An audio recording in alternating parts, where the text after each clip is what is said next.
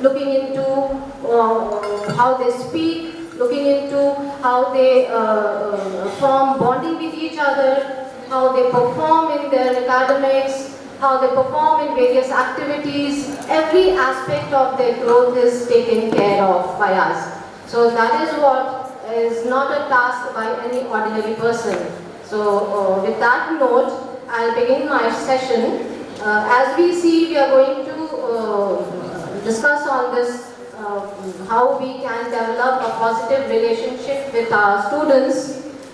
Relationships, as we know, form the very base of our society, and if we take into account the institution of family, or the professional institutions, or the academic institutions, be any institution, we know that relationship form the very base, and they only that is what on which the entire development, entire success, and the entire growth of the institution relies on. So we are going to ponder over what are the various aspects through which we can improve this relationship, or what are the various factors that affect the relationship.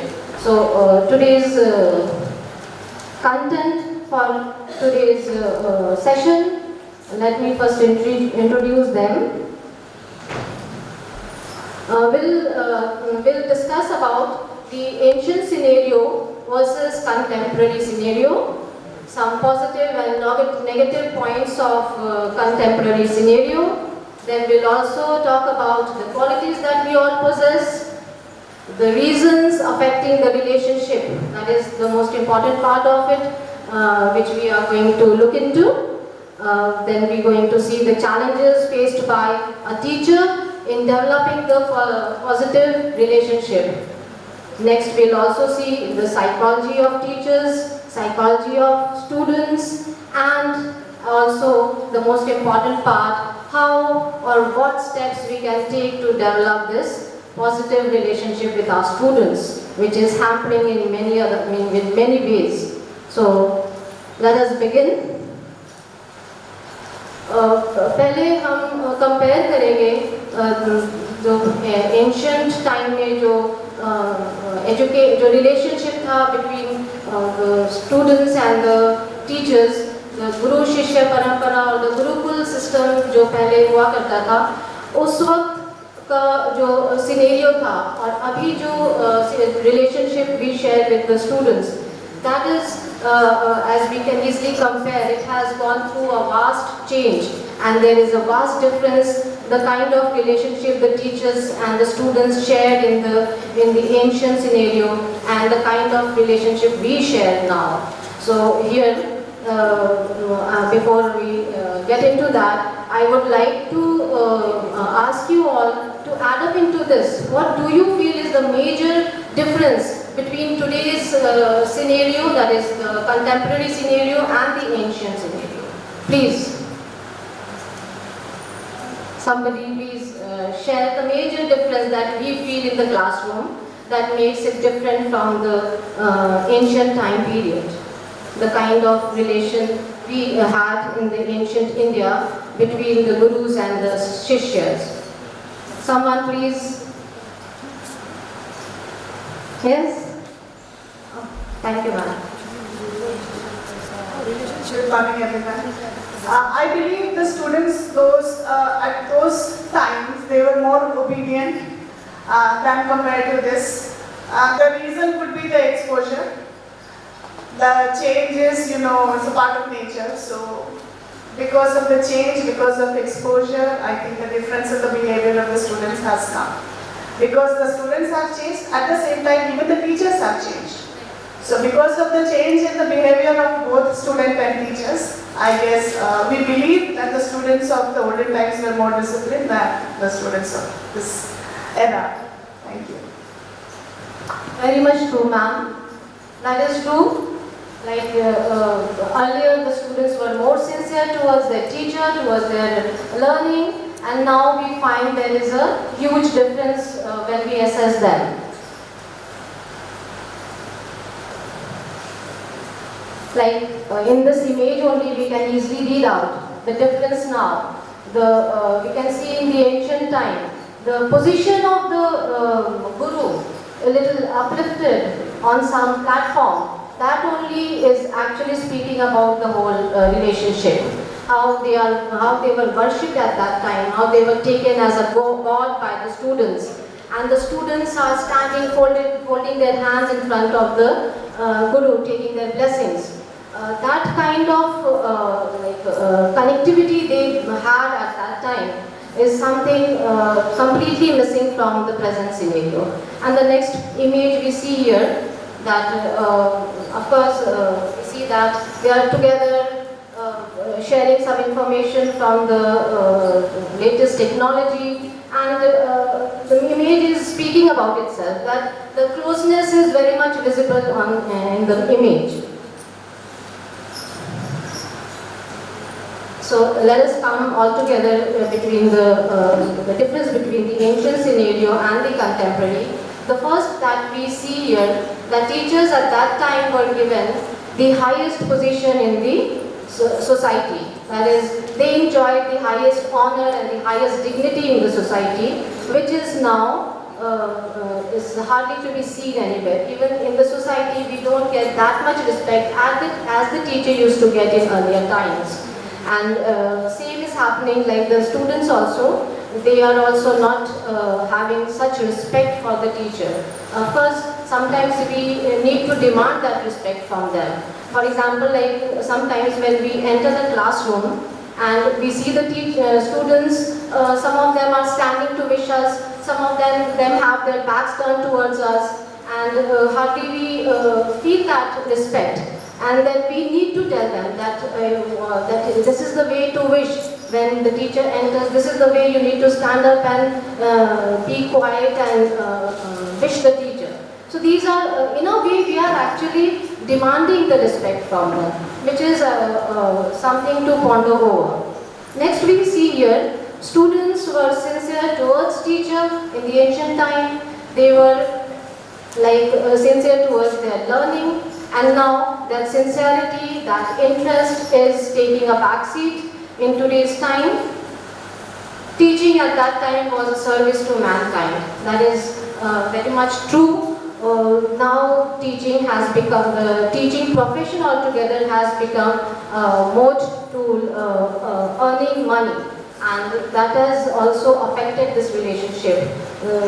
Both the students and the teachers, they are these days becoming money-minded, which is ultimately affecting it. Students feared from their teachers. That is, of course, in the image that we saw, we can easily make out that fear was there. The fear was there in students. They felt that fear, but now we hardly see the students, even whatever way we whatever way we deal with them, to be very straight, or to be we punish them, we ask them to be out of the classroom. It hardly affects them. For a moment we can make out that yes, they are disciplined for some moments, but the next moment only we see the change, and again they are back to the same thing. So this is something that fear is not at all there, and we're going to discuss how or what has affected this thing, how this fear is not there in their hearts. Like here I would like to share one of my experience in my school days. Like in geography period, we were supposed to bring our atlas every time when we had the period. And one day I just forgot to take my atlas, and I was like badly insulted by the teacher in the class and was sent outside the classroom. That was great humiliation. Like for me, I could not take that, and I cried. The whole break time was all spent in crying, and then from that day onwards, the atlas never was taken out of my bag. It remained in the bag forever. Just that much was sufficient for me to learn the lesson, that these are some things, the punctuality and regularity that the student needs to follow in the classroom. So that is something missing out in today's students. Now, I would like to also add on here, like it's all not about negative only. The present scenario is not about negative. There are some positive points also, and I would love to hear from you all what positive points you find in today's scenario. The kind of relationship we share with the students. Do you find anything positive in that? Please, someone. Yes, we are. Good morning, everyone. I think in the present times, our students are open to communication. They share easily with us. This wasn't the case with us when we were students. We feared our teachers almost to the point of reverence, right? They ruled on us with an iron rod, that kind of respect we have for them. Our students are able to share more openly with us. Very much true. That is actually the next point. The students' hesitation is not anymore there. They are more open. They are more free with the teachers to ask anything in the classroom, and they are open and free. But of course, here sometimes we see that openness and frankness crosses the limit, and that is where we have to tell them that here they need to stop. But that border they have crossed at times, they cross at times, and that is something to ponder over, because this kind of frankness and openness is not always good. They come up with such words or such questions, bluntly they say in front of the teacher. So that is something at times we teachers need to tell them that they are crossing the limit, and they need to know where the line of limit is. So that is one thing. Next, we see that the friendship is increasing among students and the teachers. And as I said, the previous point is also somewhat related, that they are too much friendly with the teachers. Of course, it is required, that is a positive part, but when it becomes too much, anything too much hampers the things, hampers the relationship. So the same thing is happening here with us. When too much of bonding, too much of friendship is shared between the student and the teacher, they cross the line, and then that respect is over. And that is what actually affects the relationship. So we need to tell them, that there is some limit to this relationship. We cannot be very open and frank to them that they come and speak anything to us. They come and ask anything from us. Next, of course, the interaction has started increasing between teachers and students. That we can take up here the interaction in the social media, that is on Facebook, on Instagram, on WhatsApp. These medias, they are very much closely connected with the teachers, and these all are actually affecting the relationship. They are taking the teachers to be friends, and this shouldn't be taken to that extent. We are, of course, we need to be bonded and attached to them, but limits should be maintained. Now, negative aspect of this contemporary student-teacher relationship, the generation gap that is there between the teacher and the student. Earlier also in the ancient times, there was a generation gap. It will always be between the teacher and the student. But the changes that have come up in the behavior of the students, that is actually increasing this generation gap. It's not about the age, it's about their behavior that is too much drastic now, and that is affecting the relationship. Technology, they are taking up to technology. They are actually replacing the teachers with technology. They, whatever we explain in the class, why they don't listen to us, why they don't find interest in the lesson. Because back in their mind, they know that the answer of this explanation, I'm going to get and search through the Google. So they hardly pay attention to it. They are more relying on these Google and other sites where they can look into the answers and their explanations or doubt clearance. So that is also one thing which is actually negative part of this contemporary scenario. Now everyone is becoming money-minded. As discussed, both the teachers and the students are becoming money-minded. How the students are becoming money-minded? Like they are paying fee for the education. Now they feel that the teachers are obliged to teach them.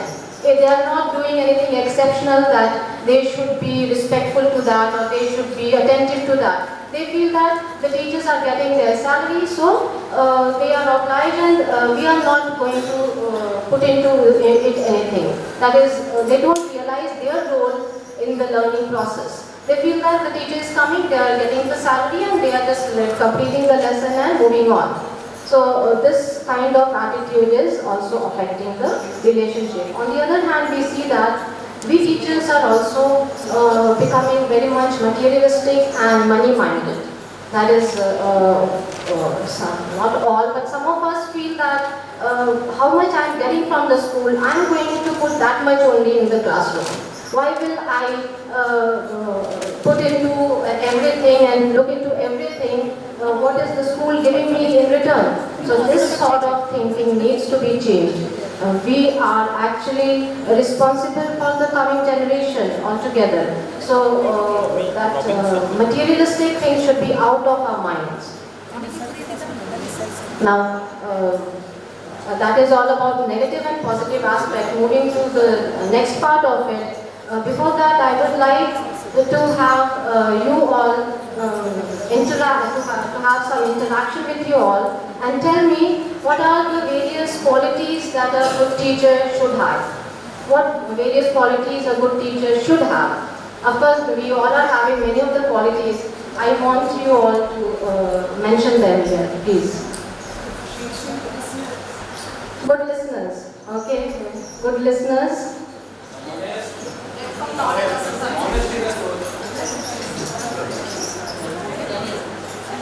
I think essence of patience is immense. So we'll have to be patience-based Shazia, first of all, and honesty, integrity, dedication towards the students. Thank you so much, sir. Patience. Depth of knowledge of the subject. Right, very good, ma'am. Very friendly nature towards the students, and the most very much hardworking about this. Hardworking, right, very much true. Yes, sir. Ma'am, clear voice. Clear voice. Okay, that also affects teaching learning process. I personally feel before anything else, they should have a charming and pleasant personality and mindset. That is of intense importance, because whatever you know will be of no use if you do not know the charming and the cheerful way in which to deliver the content. That is something which is very much required. Because if a teacher teaches 10 things in a whole group, he is upset, or he will not deliver what he wants. He will never achieve what he wants to achieve. So it's very important to be cheerful while you are dealing with the children. There are some instances, or sometimes some incidents do take place in which we find that we are upset, maybe due to any reason. But then that bad mood should not get reflected in our teaching and learning. That is something which a teacher must master. Thank you, ma'am. That is, mood fluctuation shouldn't hamper the teaching process. We all go through mood fluctuations at times, and we need to control that before entering the classroom. I saw one video in which a teacher who was very much upset about some situation and was about to enter the classroom. Right outside the classroom, he changed his attitude and brought a smile on the face and then entered the class. So that is something, of course it is difficult to come over your mood fluctuation, but of course not impossible. So let us see some more qualities of a good teacher. As ma'am said, a teacher needs to be expert in her subject. Like she needs to have a complete knowledge about the subject. This is important, of course, in the teaching learning process, but it is more important at times. Sometimes we see the students are checking out our knowledge. They ask such questions where they are just checking if the teacher is aware about this or not, if she is able to clear my doubt or not. They check us out. So this is something we all face at times. So we need to be very much expert.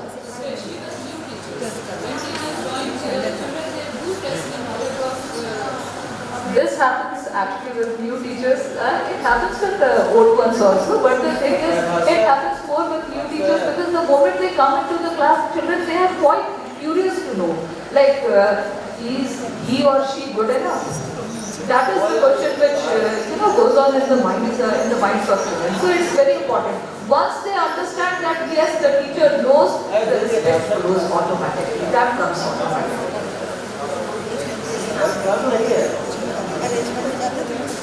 One thing I would like to tell that, see, expertness, many of us think that we are good at our subject, but the problem is how to deliver it.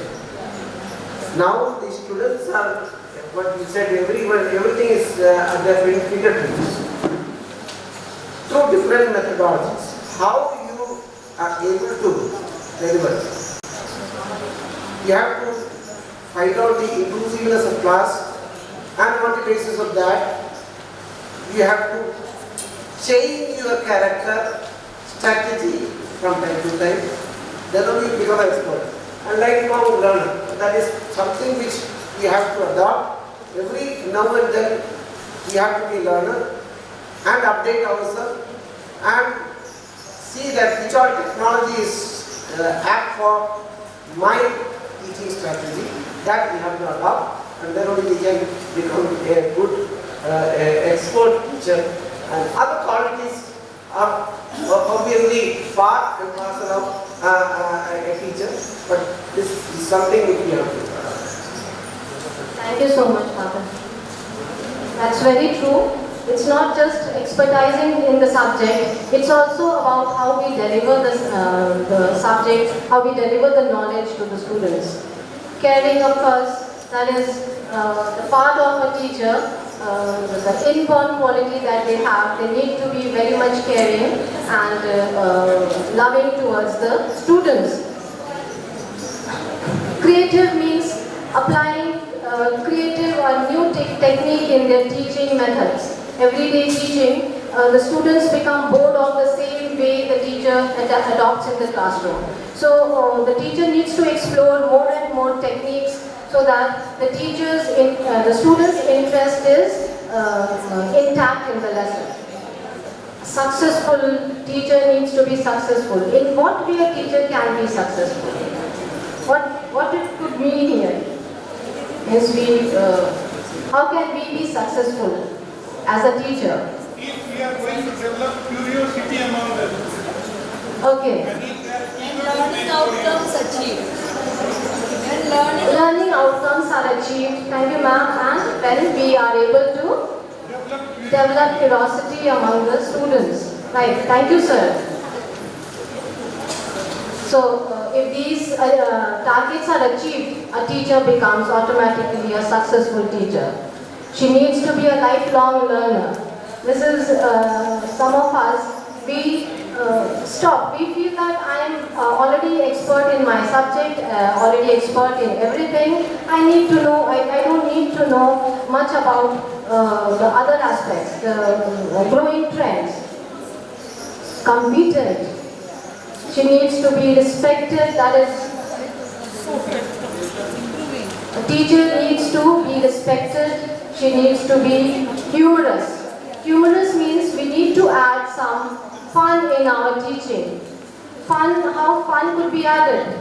Like of course, when a serious lesson is going on, we cannot just make the students laugh in between, that distracts the lesson. So we can relate the lesson with something funny so that it's an easy atmosphere in the classroom and the students take it easily to learn the topic. Needs to be passionate about her profession, needs to love her profession and should be proud that I am a teacher and I am the one who is going to affect the coming generation and the one who's going to bring up the next generation. Now, all these are the various qualities. Now, instead of all these qualities we all have, still there is something lacking in developing a good relationship with our students. So, I would like any one of you to please add some points into it, which is the reasons why we are having such relationship with our students. The bad relationship means no respect, no interest in the lesson. Which factor is affecting this relationship? Somebody please. If a teacher are not going to listen the students, understand them, if they cannot talk with them, they will not ask about them what is the development, what they are interested, what is their expectation from a teacher. These are some of the valid points. Okay, thank you, sir. So, according to sir, the interaction should be very clear with the students, which is actually the reason for a bad student-teacher relationship. Let us see some of the points that we have here on the screen. Hectic schedule for both students and teachers.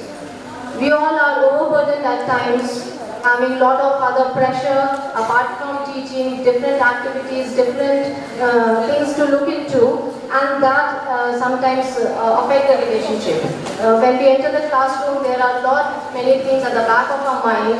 This has to be done, that has to be done, all that is there, and we are not very much concentrated into the lesson and into the students. Whatever their inquiries are, whatever their doubts are, we sometimes ignore and we run over. So this is one of the reasons, the hectic schedule, both for the teacher and the students. The class strength, that has increased, and that is also making it difficult for us to pay individual attention to the students. A classroom of 50 to 60 students, it's not possible for the teacher to pay attention to each student present there. But it's not about one period or two periods, it's about the whole session. So in the whole session, at least if this is applied, that everyone is taken care of. Once in a while, one group of students in the classroom, the other time the other group of the students. So we will gradually learn to know about them, about their expectations. Then attendance and bookish knowledge. That is one thing the students have in their mind for which they come to school. That is, attendance is important, and whatever the knowledge the books are providing, that is the main reason for them. So that is also one of the things affecting the relationship. Casual attitude of students towards studies, that we often experience in the classroom. How casually they take the things, even if they are good performers. You won't find them behaving nicely in the class. Some of the students are that way. They are overconfident about their performance and they hardly take care and are hardly attentive in the classroom. So that is their casual attitude, and that is also one of the reasons here. Now, these reasons we have discussed, the positive and negative aspects we have discussed. Let us see the various challenges a teacher faces in the classroom in developing this relationship. Not enough time. The teacher always finds difficult in maintaining the balance between the lesson plan and the classroom teaching. We always find difficulty in balancing these things. So, this not enough time is a major concern we all teachers are facing. Too many curriculum requirements. It's not just completing the portion. It's about looking into their performance, looking into their grabbing the knowledge, looking into other activities which we also have to see they are all taking interest in extracurricular activities. Expectations that children will wait quietly in line. That is over expectation. Children we cannot wait, we cannot expect them to be quiet in the line. Ultimately, they are children. They're going to talk, but we always nag at them, we always are after them to be quiet, to be disciplined. Of course, we need to teach them this, but at times we are too strict for this. Noise level in classroom. That is also one of the things we need to take care when we enter the classroom. Sometimes first 5 to 10 minutes are wasted in asking them to be quiet and to be peaceful, and then the lesson begins. Maintenance duties. That is one of the challenge before the teachers. Here maintenance duties are referred to the duties which we assign to the students in the classroom. Like who's going to be the classroom monitor, who's going to be the blackboard monitor, who's going to took up these responsibilities sincerely. All these things, after giving a good thought, then only we appoint them. We also have cleanliness monitor, and also we appoint some spies in the classroom. We all do that, right? 1 or 2 spies are always there in the class, who comes and gives us all the various inside news to the teacher. So that is also a challenge, whom to select for this. We first observe for a few days and then we select these candidates. Then adherence to lesson, already like mentioned, we are also very much we find difficulty in maintaining the balance between the lesson planning and the classroom teaching. Now, as we saw the various challenges before the teachers, this is another image which reflects the various things in the mind of a teacher. That is to manage the time, that is to rely on the books. I need to teach using the textbook. Sometimes this, sometimes I need more training. Means we are also worried about the trainings to be completed. I need to teach to the test. The teaching shouldn't be just for passing on the knowledge. It should be also assessing them after the knowledge is passed on. I don't have enough resources. Sometimes resources are not sufficient for the proper teaching. I might lose control of the class. This is also at the back. Sometimes when the authority is on ground checking on us, that time also at the back of our mind, we are always alert that we must not, the class shouldn't be indisciplined, or it should all be quietly sitting, and the one who's going on ground should see us teaching and totally engrossed in the lesson. Like that is also there. So these are various things that accounts a lot in developing the relationship. Because of these factors which are there pressurizing the mind of the teacher, we don't get the, we cannot concentrate on developing the relationship. At times these things affect the bonding with the students. The student come to us with some issues, we are worried for all these various things, and we are not able to take up their things and give a nice solution to it. Another important thing again, the teaching has now become a mere source of money, and teachers are distracted from their sole motive of preparing students. As compared to earlier times when teachers were devoted towards their duty. This is also one of the psychology already mentioned, that it is commercialized these days, and it's not just the teachers responsible, the students are also responsible at times. To keep pace with the present world, they are focused to earn money, which has become their prime motive. Moving to next part, we have another psychology for students, 5 things that they expect from their teachers. Moments of wonder.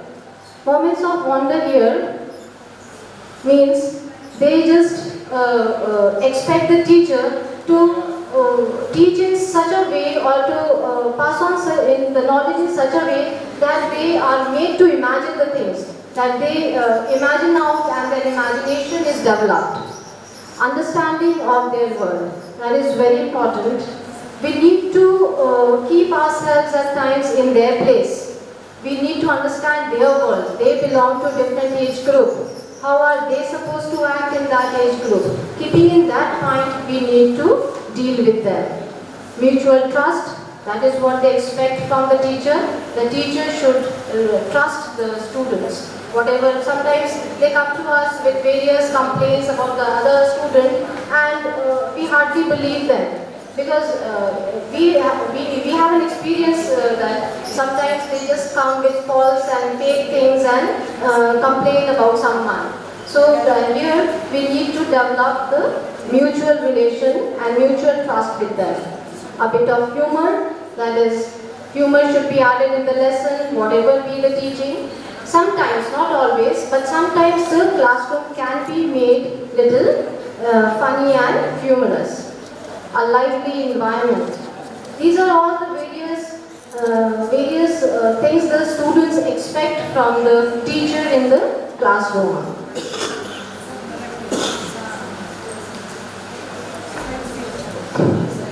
Now,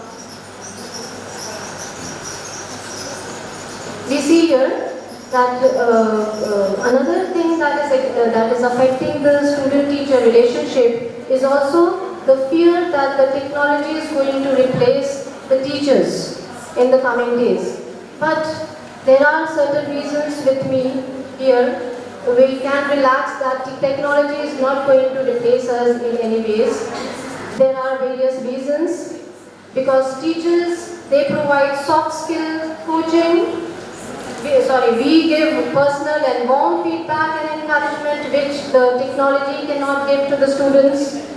We provide inspiration to learn, we inspire them, which the technology cannot do. Model correct human behavior. That is, the technology is not going to see into their behavior. They correct them if they are incorrect. We are going to do that. Differentiate learning experiences based on observation of students. Like, technology is going to deal everyone equally. But we teachers, we deal with the students in a different way, a different category of students. Some are good learners, some are slow learners. So accordingly we deal with them. Now, next we have a short video.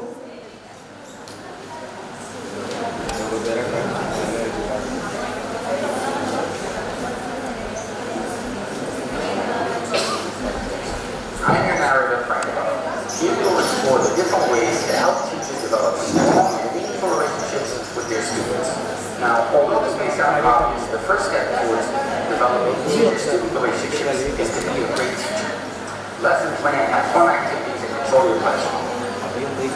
Teachers must provide a safe learning environment. If your classroom is a place of bullying, students are going to blame you, the teacher.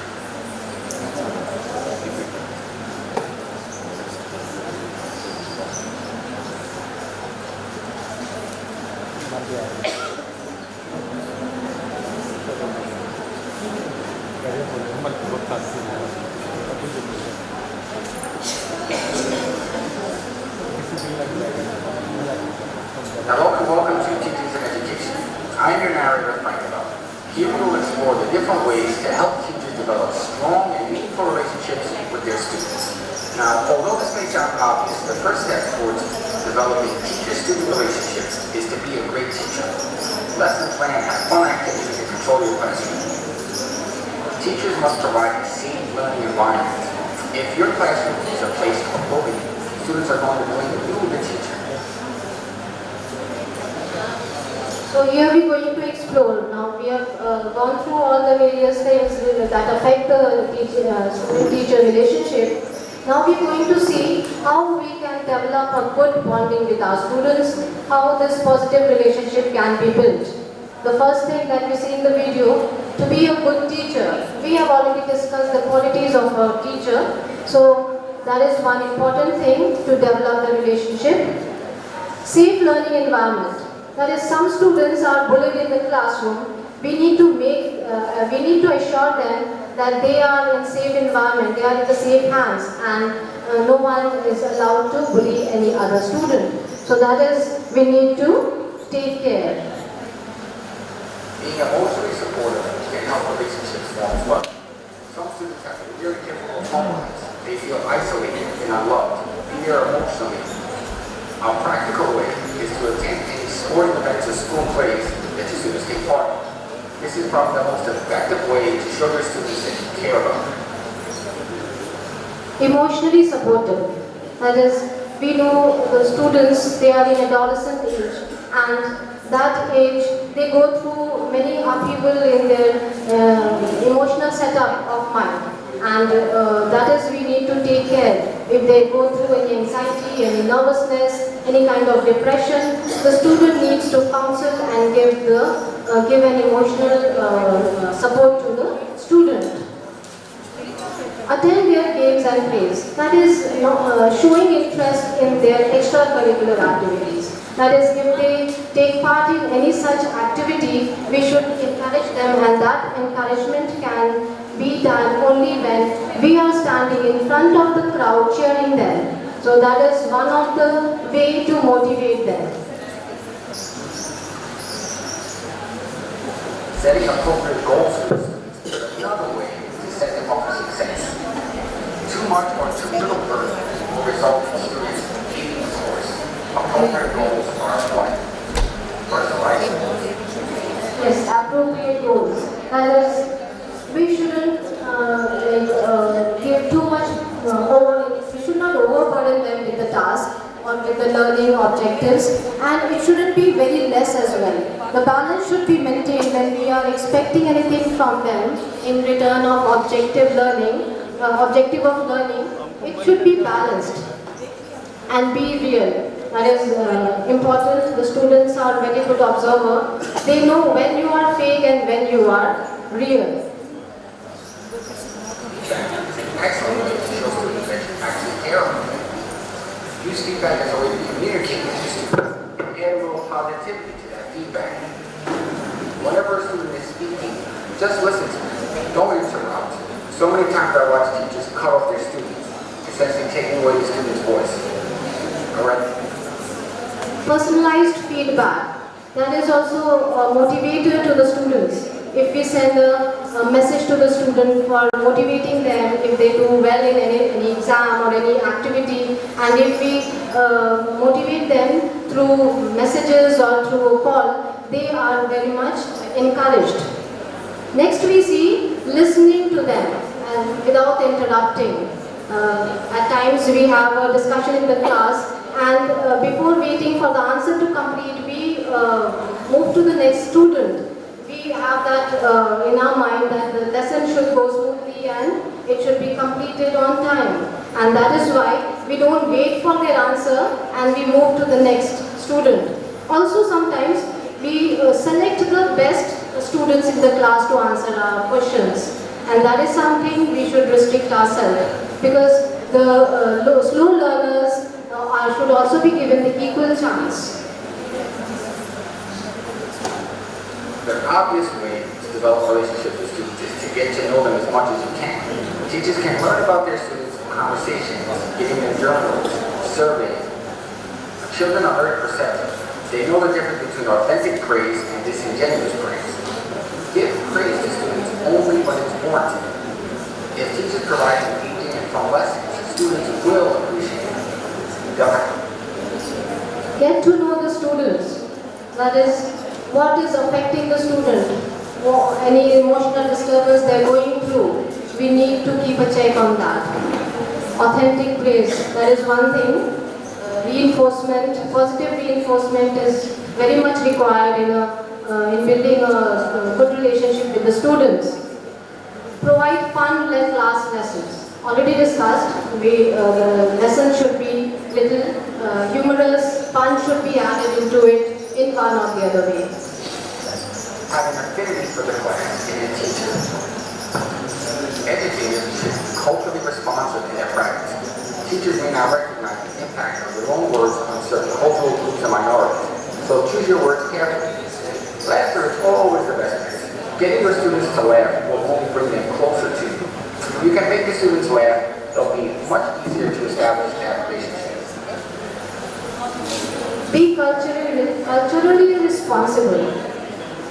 We need to choose our words very giving a good thought, because it may not attack anybody's religion, anybody's caste, or anybody's dignity in the classroom. That is, we need to be very much alert the kind of sentences or words we use with the students. Educators should look to form positive relationships with the parents just as they do with the students. If their teacher cares about their students, they'll make an effort to reach out to the parents. Students want teachers that are firm and fair. Deep down, students crave discipline. They crave fair discipline. Meaningful communication is a more practical way to develop relationships. Have those difficult conversations. Be honest. And remember, communication is always a two-way street. Yeah, this I find very much important. Firm but fair discipline. Sometimes we pick up the students who are generally disturbing in the class.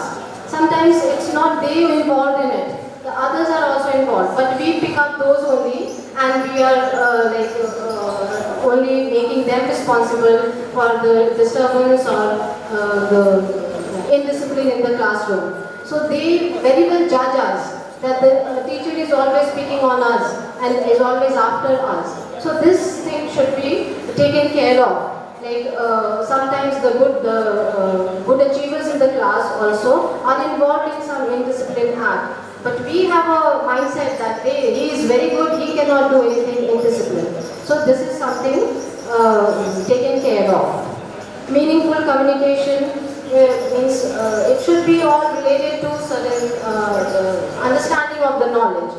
Becoming too frank with the students, unnecessarily talking things, sharing the family experiences or family issues with the students should be taken care of.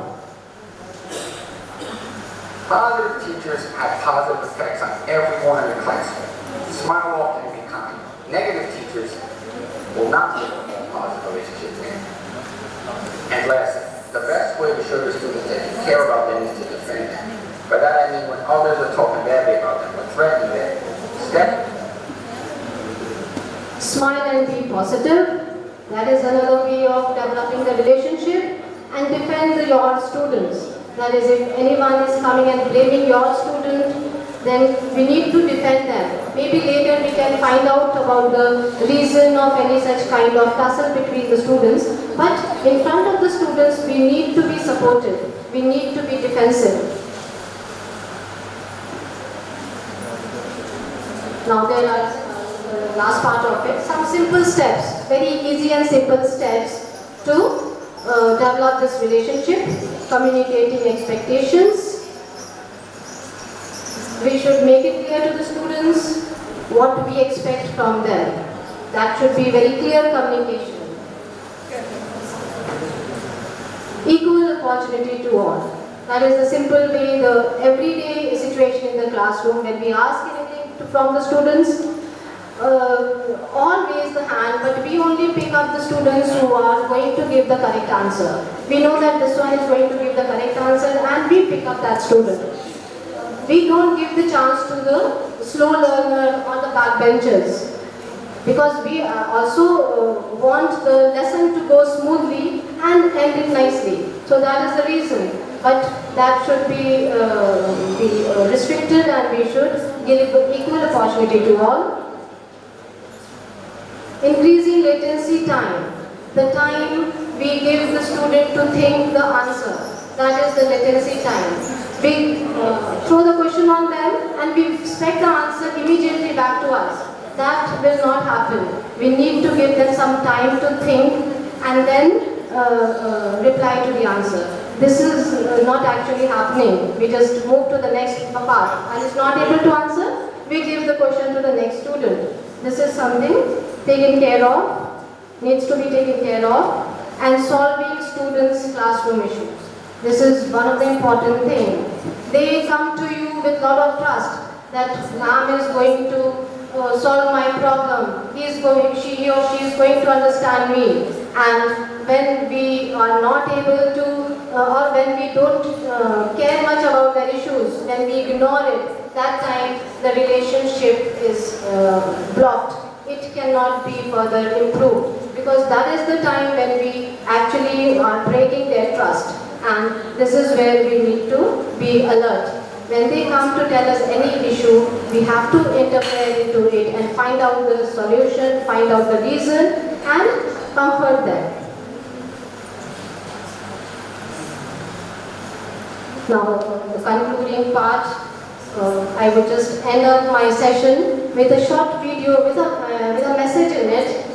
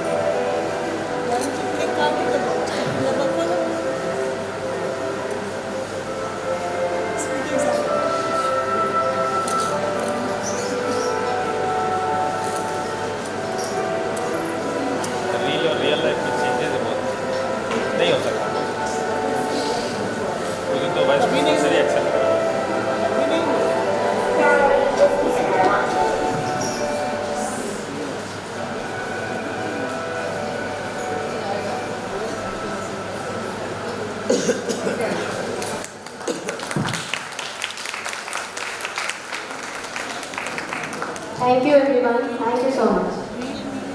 Ma'am, over to you.